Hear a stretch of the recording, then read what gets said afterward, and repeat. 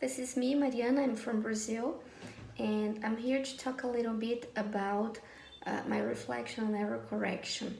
Well, the question number one is how I usually correct errors, if I use explicit feedback or recast, and why.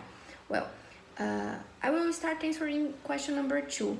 If I think I correct too much or too little. I think I correct too little my students, and this is so because I wish my students to speak the most they want to. I want them to express themselves, and as they have such an effective filter that if I overcorrect, they are going to be very quiet, so I prefer to let them speak freely. So how do I usually correct them? I usually use recasts, and I do that because I think that they are going to listen to everything they want to say, but inside the patterns, using the correct way of grammar and using the language. So this is my favorite kind of correcting errors, recasting. How do you treat errors in language versus errors in content? So recast is what I do to correct errors in language and in content. When they make mistakes, when they make errors when it comes to content, I generally recast them again, but then I explicitly show where they have made the error.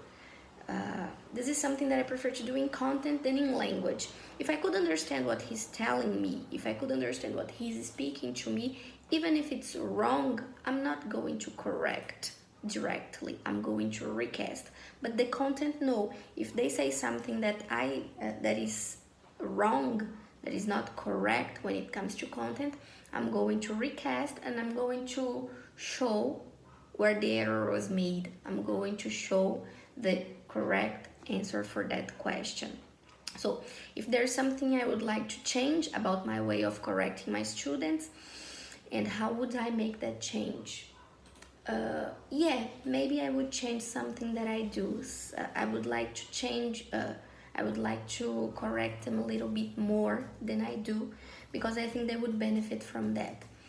And I will start by trying to using more correcting explicitly to see if it works. Yeah, but not so very much, because I'm afraid they're going to be afraid of making mistakes, as they are not very proficient in the language. If I overcorrect, they're going to be very quiet in class, and this is not what I want. So thank you very much again, Mariana from Brazil.